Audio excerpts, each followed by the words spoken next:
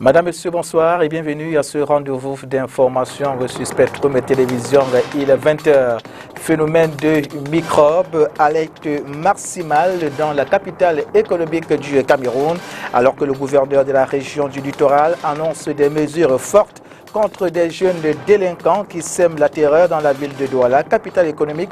Depuis quelques jours, le quartier d'Eido a de nouveau été assailli cet après-midi par un groupe de jeunes armés d'armes blanches. On en parle dans ce 20h. Une fois de plus, bonsoir madame, monsieur. Nous vous le disons donc en titre, le quartier d'Eido, dans le premier arrondissement de la ville de Douala, a été assailli cet après-midi par des jeunes armés d'armes blanches sous l'appellation de microbes du fait de la rapidité dans leur mode opératoire. Un groupe de jeunes armés d'armes blanches ont ressurgi cet après-midi au quartier d'Eido. Seulement, ils ont été repoussés par les jeunes du coin. À la suite de cette violence urbaine, les motos sont interdites de circulation à Deido. Les jeunes formés en petits groupes avec l'appui du chef supérieur d'Eido assureraient la garde dans les entrées principales. Lutte contre les violences urbaines dans la ville de Douala, le gouverneur de la région du littoral exhorte les populations de dénoncer et repousser tout acte de violence orchestré par quelques groupes d'individus que ce soit. Samuel Dieudonné Iva Adiboa rassure les populations de la cité économique de la machine répressive, que la machine répressive de l'État sera activée dans le respect de la réglementation en vigueur pour mettre hors d'état de nuire les architectes du grand banditisme dans la capitale économique. La sortie du gouverneur du littoral ce jour à son cabinet fait suite au phénomène des microbes qui a refait surface dans la ville de Douala. Je vous invite à suivre le gouverneur de la région du littoral au micro de STV. Je tiens d'abord à saluer la bravoure des jeunes de Deido. C'est comme cela qu'il faut se comporter quand un quartier est attaqué. C'est ainsi qu'il faut le faire. Donc, tous ceux qui veulent jouer aux complices de ces bandits n'auront qu'à récolter les méfaits de cette action. Je tiens donc à dire aujourd'hui que là où ces bandits auront à se signaler, je vous prie d'agir spontanément pour que nous puissions les interpeller.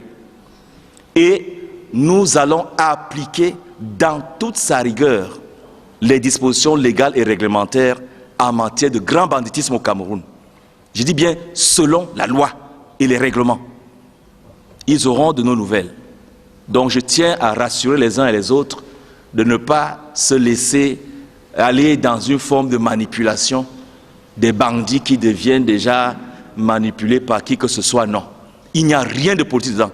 Dans toutes les grandes villes dans ce monde, nous avons affaire à des malfrats, des bandits qui veulent toujours faire des pickpockets. Donc nous voulons dire que cette récréation de bandits est terminée. Nous tenons à passer ce relais au travers de vos médias pour que tout le monde soit informé. Voilà donc la réaction du gouverneur de la région du littoral, Samuel Dieudonné Iva Adiboa. Une réaction qui intervient après des violences urbaines observées dans la capitale économique depuis la semaine dernière. On vous l'a dit cet après-midi encore, ces jeunes délinquants ont assailli le quartier d'Eido dans le premier arrondissement de la ville de Douala. À la suite de cette réaction du gouverneur, nous revenons sur ces moments on ne peut plus tragiques d'hier dans ce reportage de Rianne Donkin.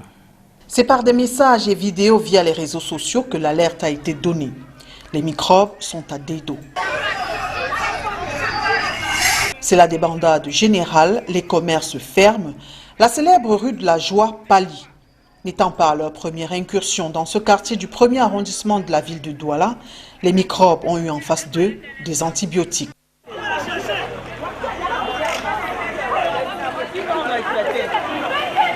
Les jeunes du canton d'Edo ont tenu à défendre leur territoire. Les enfants se plaignent, il faut être honnête, hein. Ça fait déjà 3 semaines qu'en 3 semaines, nous avons été attaqués par ce que vous appelez aujourd'hui à Douala les microbes.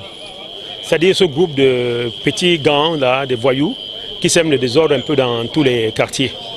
Alors, ils sont 3 semaines, on a été attaqués. Oui, 3-4 fois déjà qu'on a été attaqués. Alors c'est donc le ras-le-bol. Alors nous à Deido, déjà au canton, nous avons tenu une réunion avec les notables, les chefs des villages et des élites pour mettre en place un comité de vigilance. Bon, mais pendant que nous travaillons ce comité de vigilance, ce soir encore, on nous attaque. Vous comprenez vraiment le ras-le-bol de Deido. Des barricades sont visibles ça et là, la circulation difficile dans les rues du quartier. Il faut d'abord montrer patte blanche. Les motos sont interdites d'accès. Celles-ci sont taxées d'être le moyen de locomotion des microbes. Tous ceux qui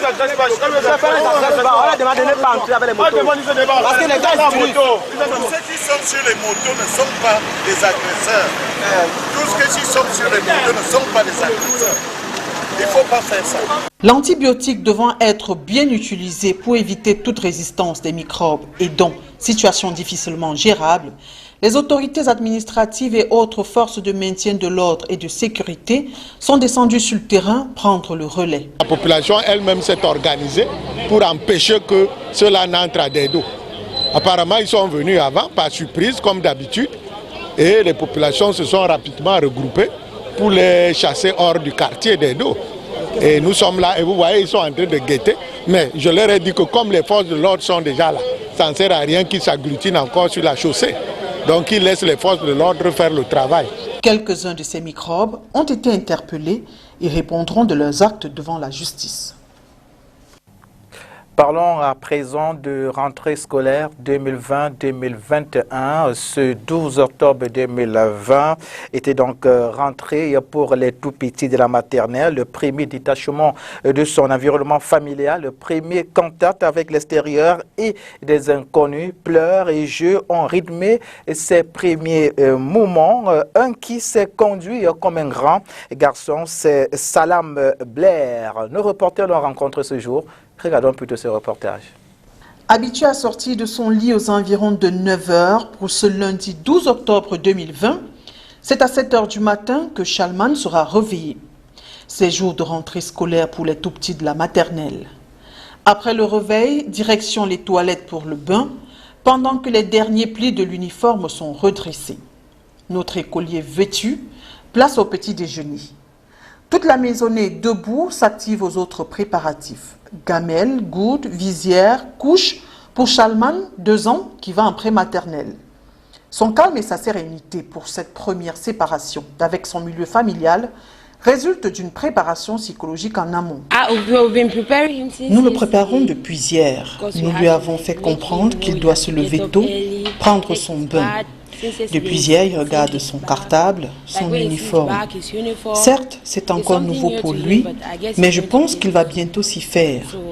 Vous pouvez le constater depuis ce matin, il agit comme un adulte. Je ne sais pas encore ce qui va se passer à l'école, mais c'est un grand garçon. Habillé, le cartable prêt, l'estomac plein, c'est papa qui accompagne Chalman à l'école. Le temps de prendre quelques clichés de ce premier jour. Départ de la maison, il est 7 h 45. L'école étant à 5 minutes de la maison, tout va bien, nous sommes dans les délais.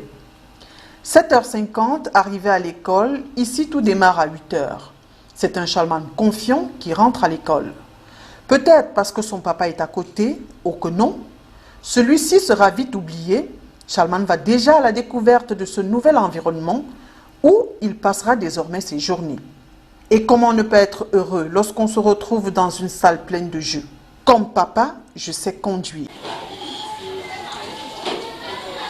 Pas le temps pour les pleurs ou jérémiades, généralement observées chez les enfants de cet âge. Maternelle, ce n'est pas facile du tout. Les enfants pleurent, vous avez remarqué. Ceux qui sont là pour pleurer, il faut vraiment les mettre en confiance. Oui, les prendre comme à la maison. Essayer de faire ce qui ne pleure plus, si possible les porter, les chuchoter. Il y en a ceux qui font vraiment l'exception. Comme Chalman, il est venu là tranquille. Donc nous le mettons juste en confiance. C'est comme un poisson dans l'eau que Chalman s'est mêlé aux autres. Il cherchera peut-être les membres de sa famille plus tard, mais en attendant, c'est certainement une belle journée et de belles rencontres qui l'attendent.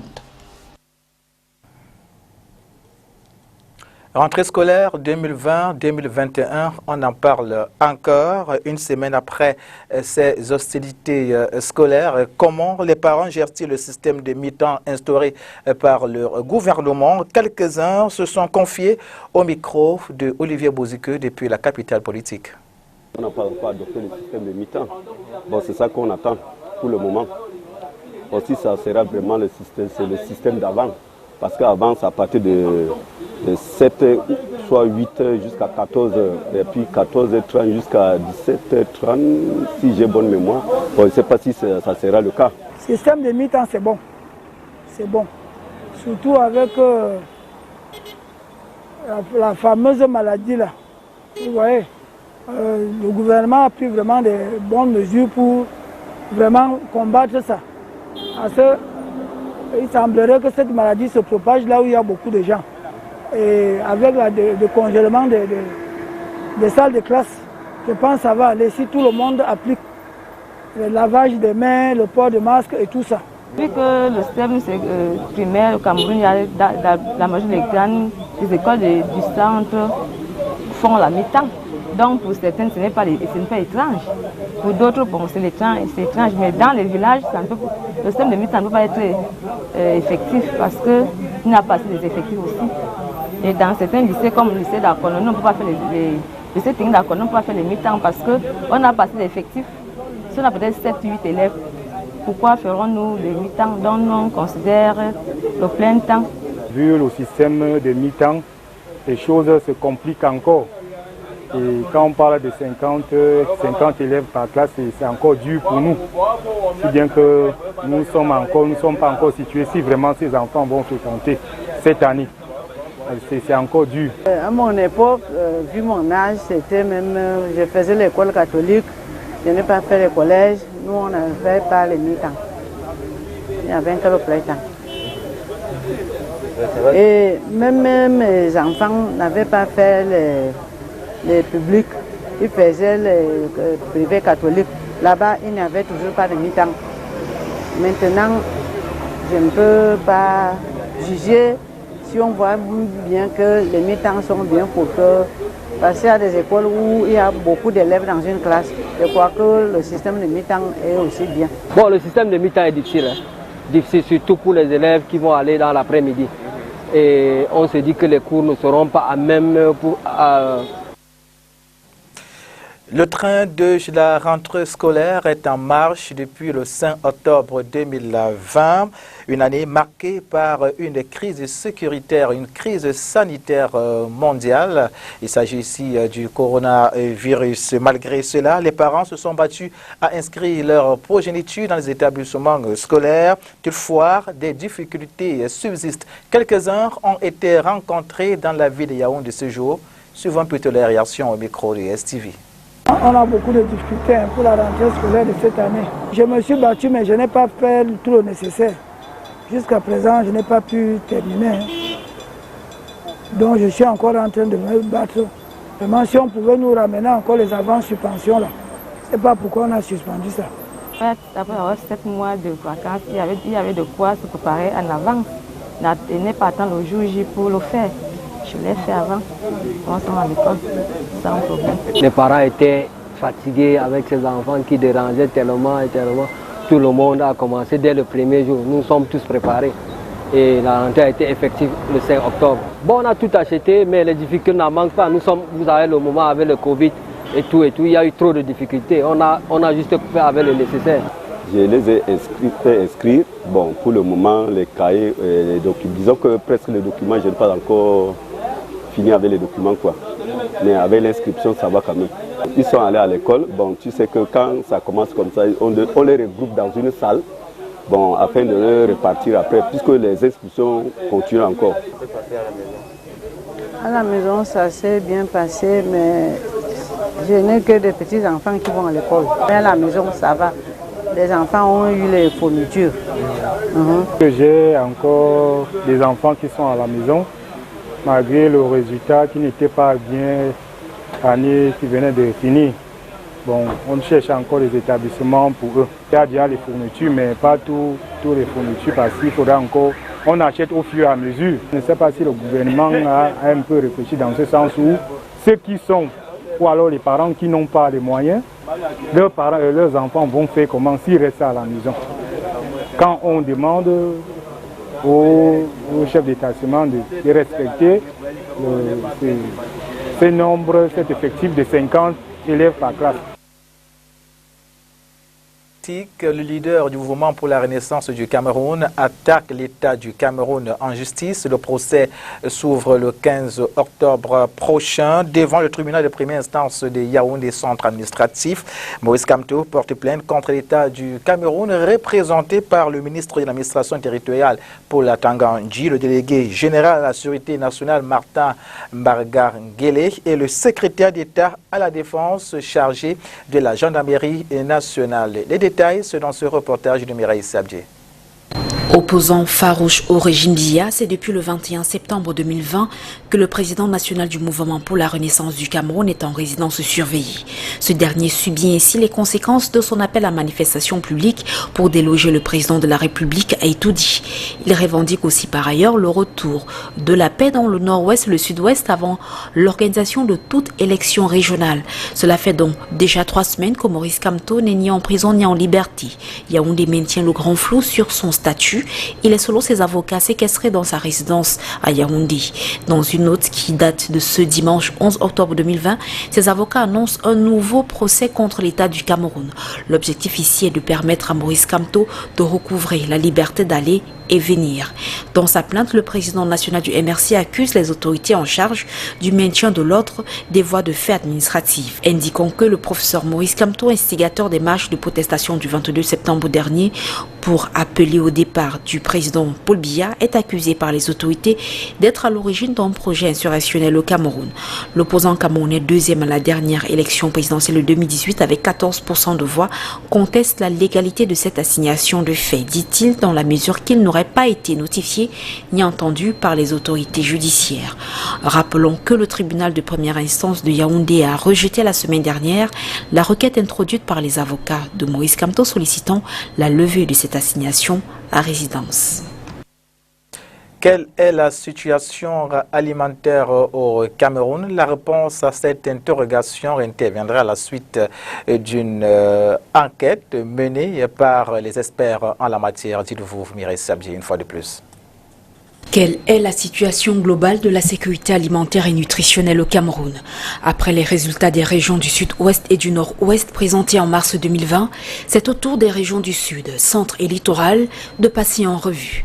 À cet effet, des données issues d'une enquête nationale de la sécurité alimentaire et nutritionnelle sont mises à la disposition de ces experts pour étude. Les résultats seront connus au bout des travaux.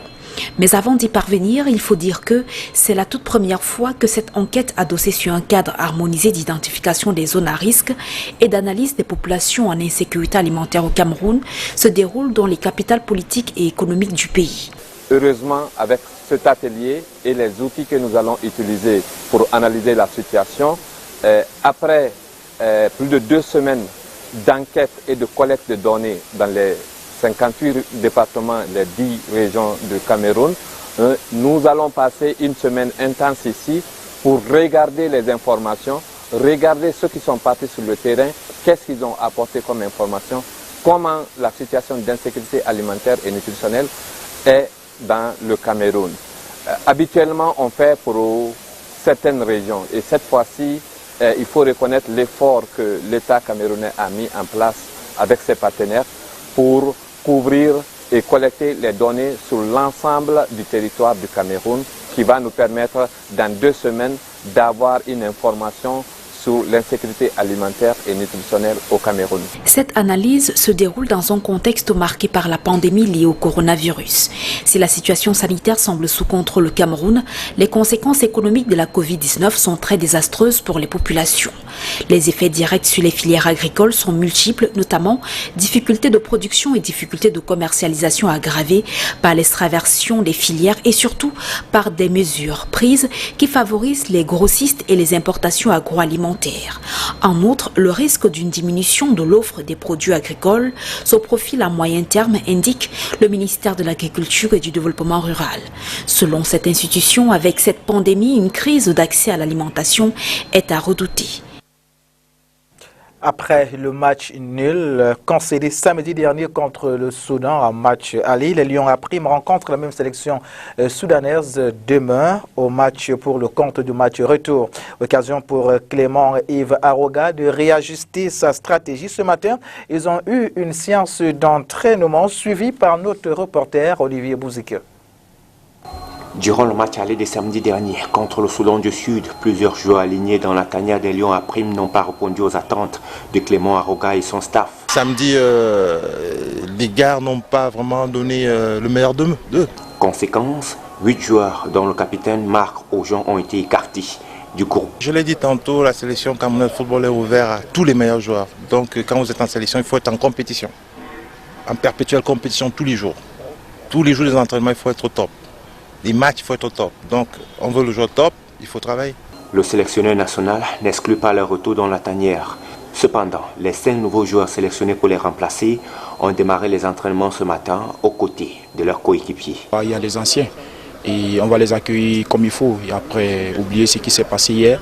C'est vrai que ça a été un coup de tonnerre, mais après, c'est le foot. Donc ça, c'est réalité. Mais nous nous sommes focalisés sur le match de demain. Quand nous nous sommes dit des choses qu'il va falloir qu'on fasse preuve d'arrogance demain et que vraiment nous sortons de ce match victorieux. Pendant ce temps, le staff technique poursuit la préparation physique et technique de l'équipe avec un accent particulier sur le dispositif offensif. Important, n'est-ce pas, dans notre modèle de jeu, si on doit conserver le ballon et qu'on n'arrive pas à finaliser, ça cause problème. Donc voilà, il faudrait travailler cet automatisme-là, tel que vous avez vu l'exercice que nous avons mis sur pied, les joueurs qui doivent aller plus vite à l'avant, les joueurs qui doivent marquer des buts, donc c'est ça. Match retour, Soudan du Sud, Cameroun, c'est ce 13 octobre au stade Omnisport de Yaoundé dès 15h. Voilà qui met un terme à ce rendez-vous d'information sur Spectrum Télévision. Le prochain, c'est demain, lorsqu'il sera 20h. Mais déjà à 8h, vous aurez quelques informations fraîches dans le cadre de l'émission Good Morning Cameroun. C'est fut un plaisir, mesdames, messieurs, restez fidèles. Nos programmes se poursuivent en temps réel sur Spectrum Télévision. Bonsoir à tous et à toutes.